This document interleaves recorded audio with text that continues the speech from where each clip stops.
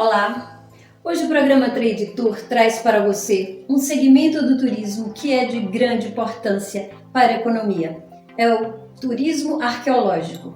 E vamos ter também um dos assuntos que mais viralizou esses dias em todo o globo: a descoberta da cidade perdida de Ratanabá, a cidade perdida do Amazonas. Sim, vamos conferir juntos. Eu sou Cássia Penza, aqui é o programa Trade Tour Negócios do Turismo.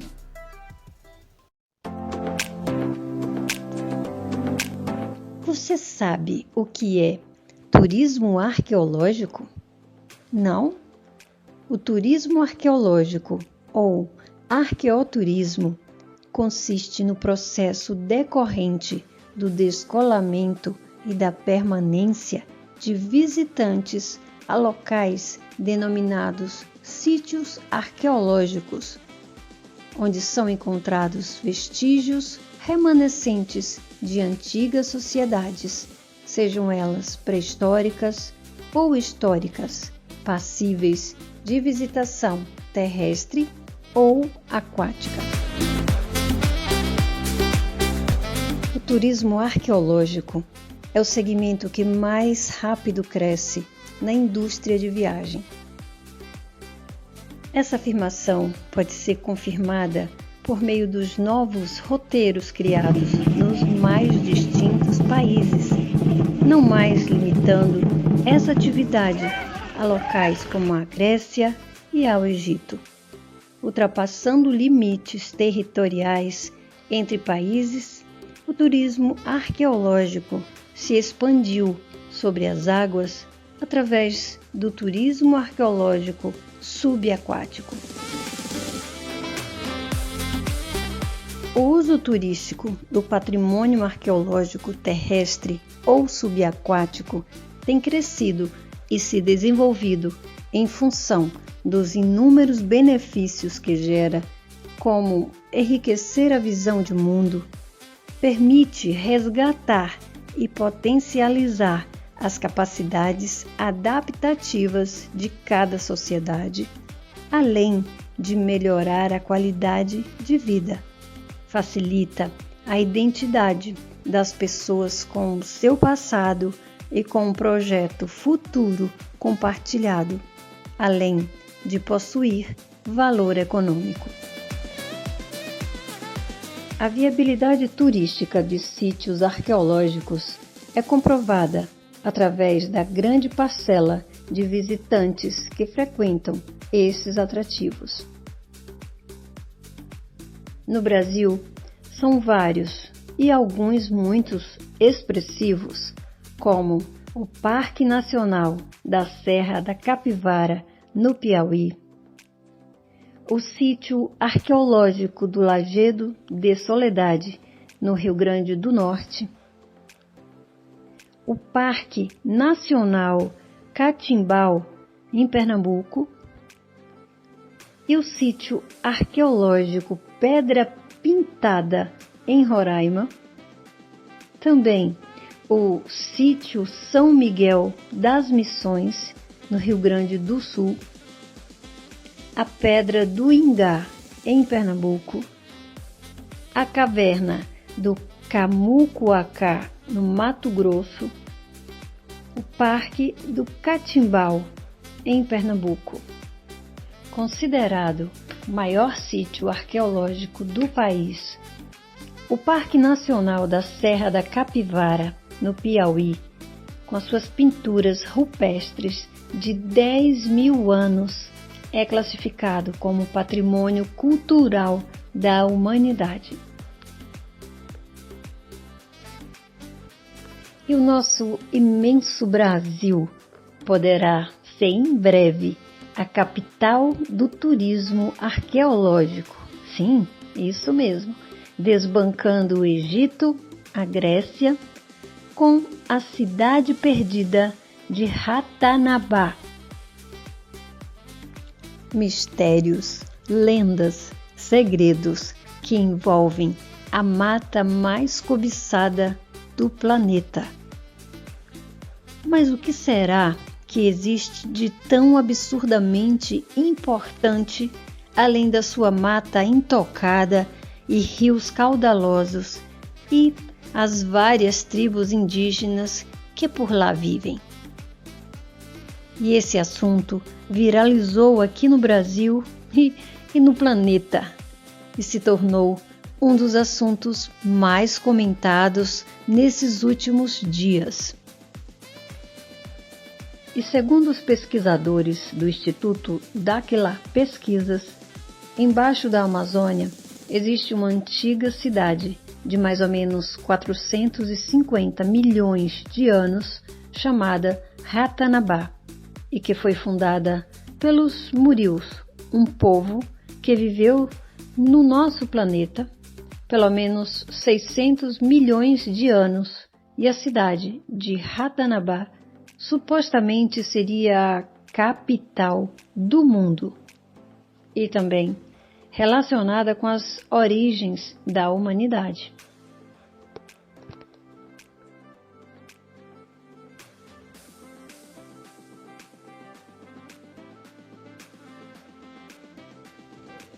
Agora veja o que um dos pesquisadores do Daquila Pesquisas, o Rafael Hungria, tem para mostrar sobre o caminho de Peaberu, que corta o Brasil em diversos estados, ligando-os às cidades de Ratanabá.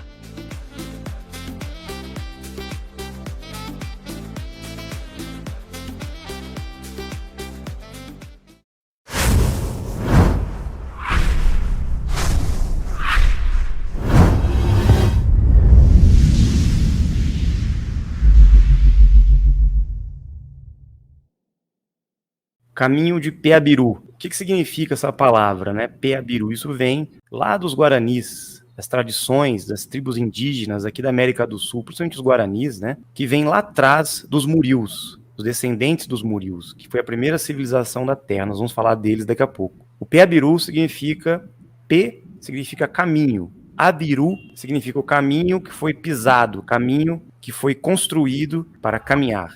Então tem a ver com o caminho sagrado, tem a ver com o caminho que leva ao sol, a montanha do sol. São várias traduções, né? Tem ramificações em vários idiomas. No Brasil seria Peabiru, para o Paraguai e Bolívia seria Tapeabiru. Segundo a história tradicional, esse caminho foi construído pelos índios. Quando os portugueses, os europeus chegavam aqui, os espanhóis, na época da colonização, eles encontraram essas estradas, esses caminhos, prontos. Uma verdadeira malha viária, né? Por toda a América do Sul. Então eles usaram essas estradas, eles não conseguiram desvendar, como muitos dizem, né? Que eles foram abrindo com facão, que eles chegaram aqui, só tinha mato aqui. Não, existiam muitos caminhos, muitas estradas, muitas civilizações já estabelecidas aqui. E a história do Brasil, da América do Sul, dos países agregados, é muito mais antiga do que a gente pensa. E essa estrada, esse caminho, interconectava todos estes povos. Era como se fosse as grandes rodovias que nós temos hoje, ligando os estados, as cidades aqui. E era o caminho de Peabiru. Mas as pessoas andavam a pé, então existiam bases entre esses pontos. A história real do Peabiru não tem nada a ver com as tribos indígenas aqui da América do Sul. É muito mais antigo, né? Segundo nossas pesquisas, identificamos a primeira grande civilização na Terra, conhecida como os Murius, 450 milhões de anos. Principalmente foi estabelecida, iniciou, vamos dizer, sua propagação cultural e construções no mundo inteiro a partir da Amazônia. Tudo começou aqui, a primeira grande civilização, e a capital dessa grande civilização era na Amazônia. Então, de lá saía toda essa estrada, não só na superfície, esse Peabiru, esse caminho, essa estrada, essa malha viária, mas também no subterrâneo. Existem túneis subterrâneos que seguem sobre este caminho, essa malha. Mas como ela foi construída e mapeada, na verdade? Porque os Murius eram construtores de mundos. Eles chegavam às regiões para explorar, mas para mapear e realizar muitas construções de bases em pedra, principalmente. Eles estavam presentes em todas as regiões da Terra, mapearam tudo em cima da malha magnética. Então a malha magnética da Terra, que também tem correspondência com a malha eletromagnética no céu, num campo eletromagnético que envolve a Terra, na superfície e também no subterrâneo, assim como é em cima, é embaixo.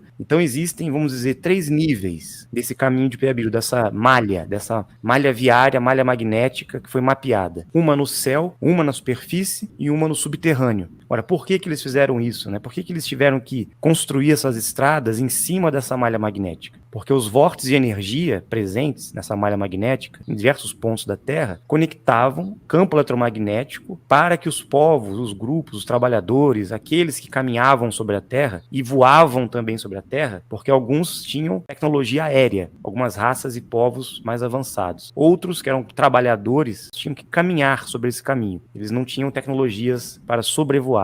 E essa malha traçada servia também de mapa para aqueles que voavam ir até os locais, chegarem nas grandes cidades, nas capitais, que na verdade eram 7 reinos, né? Há milhares e milhares de anos atrás, quando o Piabiru realmente foi construído, a gente consegue chegar aí a 150 mil anos, quando ele foi finalizado, literalmente, né, em toda a Terra, ele tinha conexões com a África, com a Ásia, com o Oriente Médio, com a Europa, pontes que cruzavam o Oceano Atlântico, ligando a América do Sul, a América Central, a Europa, chegando até a Grécia, a Turquia, cruzando todos os continentes. Lá na Europa, existem muitos resquícios desse caminho, né? Na Turquia, levava até o Monte Neruti, era o ponto final de chegada, porque lá era a região do Sétimo Reino, né? Então existem grandes conexões entre todos os países da Europa com a Turquia, porque o caminho de Piabiru passava por lá. Restou hoje o caminho de Santiago de Compostela, que todos acham que é um caminho místico, sagrado, na verdade era o caminho de Piabiru na época. Então muitos sábios do passado, alquimistas, seres com alta envergadura intelectual e buscavam conhecimento e tinham um diferencial sobre a Terra, eles caminhavam, buscavam esses locais, esses pontos energéticos, né, essas bases, para encontrar certos conhecimentos, artefatos, relíquias que haviam sido deixados por outros povos. Então existem bases pelo caminho de Piabiru em toda a Terra. Não só bases subterrâneas, que existem também galerias subterrâneas, como bases construídas pelos murius. Não só monumentos escalonados, como pirâmides, mas também fortes, que nós vamos mostrar aqui também, os fortes estrela, templos que hoje viraram igrejas, né? Catedrais, essas coisas, eram construções também, foram reformadas por outros povos, por outros grupos, mas tudo era construção dos murius. Então tudo que a gente encontrar de construção em pedras megalíticas, né, construções bem antigas, que as pessoas dizem que foram os europeus que construíram, na verdade foram os murius interconectando o caminho de Piabiru, com todas essas bases, e que levavam para a Amazônia, para Ratanabá. E chegava até os Andes, né? Então é isso. Resumindo, o caminho de Piabiru foi construído pelos murius e ainda pode ser encontrado registros dele, principalmente aqui no Brasil, Paraguai, Bolívia.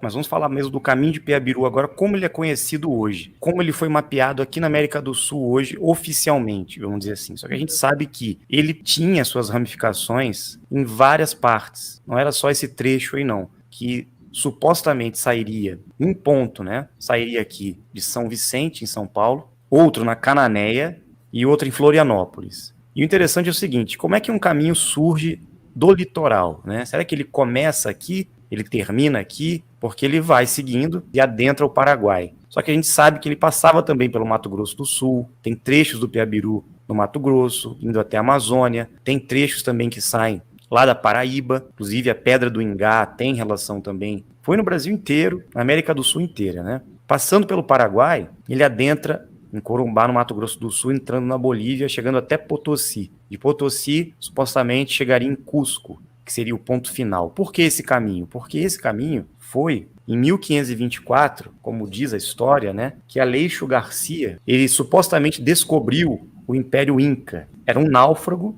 que ele chegou no litoral brasileiro, com a ajuda dos índios, ele foi peregrinando até Cusco, no Peru, e descobriu o Império Inca. Então ele foi o primeiro, vamos dizer assim, que desbravou o caminho de Piabiru, Aleixo Garcia. Depois pesquisem sobre isso. E esse caminho ficou conhecido assim, mapeado, justamente por esse registro, por essa história. E os guaranis também tinham esses registros. Eles deixavam essa história do Piabiru muito intacta. Quando os europeus chegaram aqui, os guaranis já tinham conhecimento e falavam do Piabiru e citavam a presença de um orientador, um mensageiro, um deus para eles, né, na mitologia guarani, que estava presente sempre, orientando e passando conhecimento, civilizando, ensinando agricultura, metalurgia, trazendo conhecimento astronômico. Esse ser, conhecido como Sumé, ele que ensinava os povos a caminhar por esse caminho, desbravar esse caminho. E haviam lendas de que havia uma grande civilização subindo pelo caminho de Piabiru, chegando até a Amazônia e aos Andes.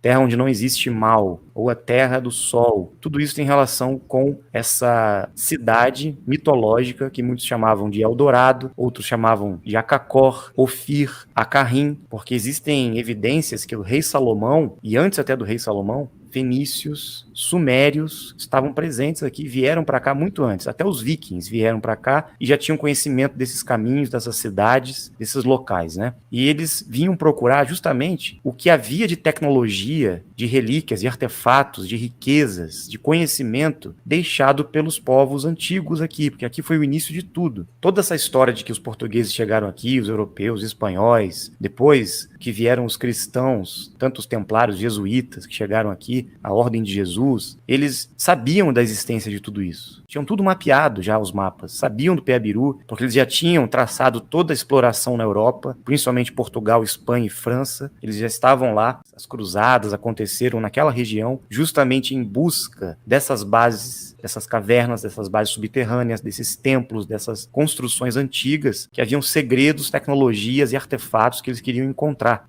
Esse é um dos trechos, né, que ainda está intacto, se não me engano, no Paraná. É um trecho em pedras, porque parte do caminho de Peabiru é em pedras e outras partes é uma graminha, e ela permanece sempre baixa. Peabiru também significa isso, um caminho de grama. Essas pedras eram colocadas nas partes que a grama não pegava. E a lenda do Sumé. Quem foi esse ser, né? Hoje nossas pesquisas apontam para a presença de Hangstar, um parceiro nosso, das 49 raças, que esteve presente em toda parte da América Central, América do Sul e no mundo inteiro, né? Com outros nomes também. E ele ficou conhecido aqui para os Guaranis, para os Carijós, para Tupiniquins, como Sumé. Quando os jesuítas, os cristãos, chegaram aqui para doutrinar e converter os povos ditos primitivos, né? Eles apresentavam a lenda, né, do deus Sumé. E os cristãos eram, não, esse não é um deus, é o apóstolo Tomé, que veio para cá. Aí, para converter ao cristianismo, eles mudaram o nome de Sumé para Tomé. Então nós vamos encontrar o caminho de São Tomé, que tem relação com São Tomé das Letras também, que foi um dos pontos de passagem. E diz a lenda que ele deixou pegadas, os guaranis diziam que ele deixava pegadas, marcas em várias partes.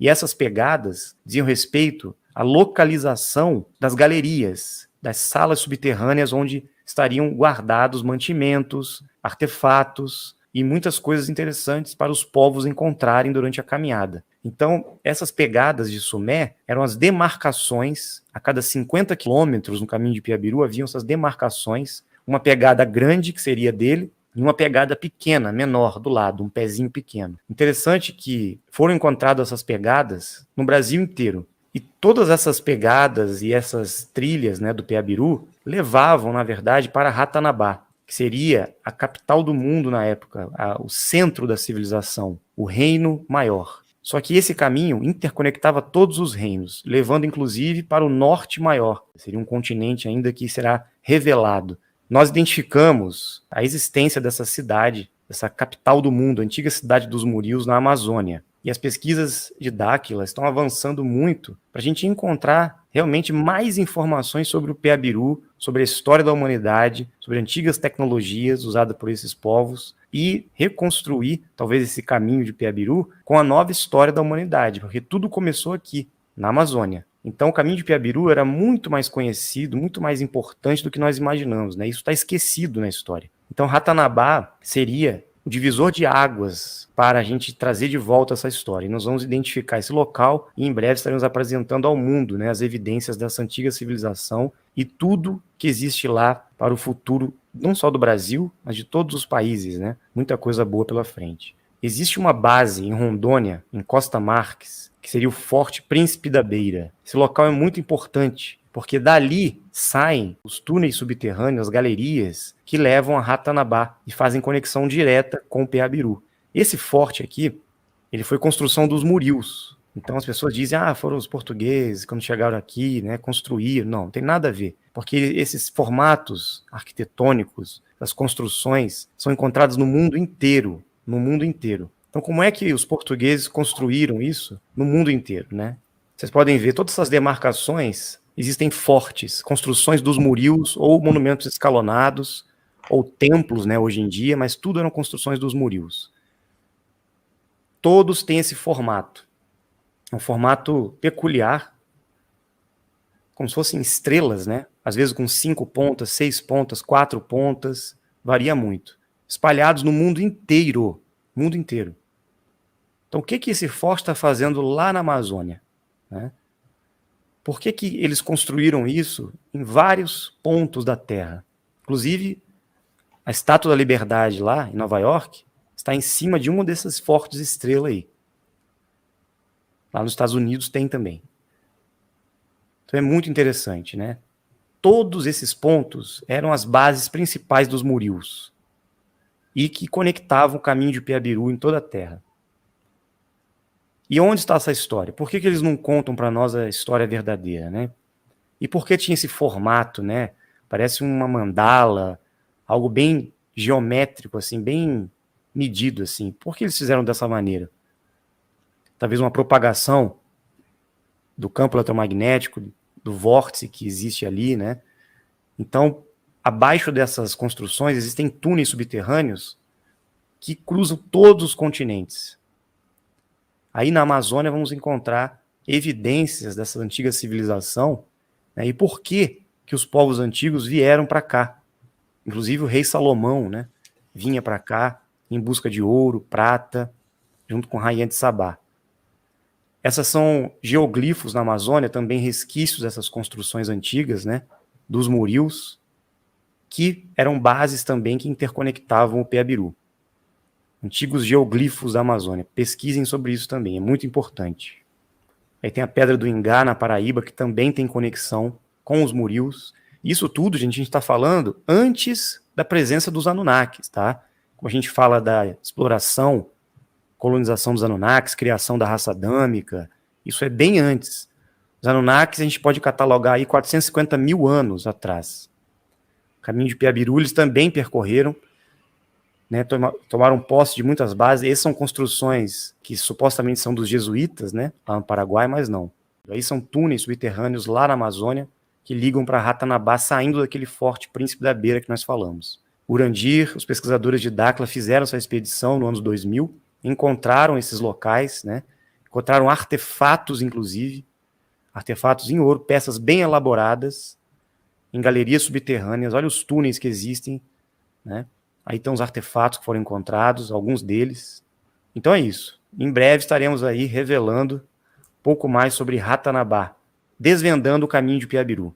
Né? Nós temos que encontrar a verdade sobre o passado, sobre a nossa verdadeira história. É daqui para lá, e não de lá para cá. A história aqui da América do Sul, toda essa região onde estamos, ela foi profetizada, né, pelos povos antigos que aqui estavam. Nós não estamos justamente na região onde tudo aconteceu e tudo foi escondido, ocultado, porque a gente sabe que a Terra também passa por mudanças cíclicas, né, das ondas moduladoras, transições. E ocorreram muitas mudanças. A própria natureza, os movimentos do sistema Terra, ele fez com que essas regiões alterassem, né, as suas configurações geográficas. Onde tinha água deixou de ter, onde não tinha, tem água. Então, sabemos que ocorreram dilúvios, movimentações de placas tectônicas, terremotos, mudanças de eras glaciais. Tudo isso foi escondendo a nossa história e os registros. Por isso que os povos antigos deixavam tudo em bases subterrâneas, em cavernas. Então, por mais que o GO tenha feito todo um trabalho, né, para destruir essa história, inclusive para alterar as construções dos murios, destruir e alterar os símbolos que existiam nesses locais, nós vamos ter que resgatar tudo isso e mostrar para a humanidade, para a população, que nós temos uma história muito mais rica do que a gente pensa. Então é isso, nosso esforço é justamente esse, desvendar o Piabiru, porque é o caminho do Piabiru que vai nos conduzir para o caminho da verdadeira história da humanidade.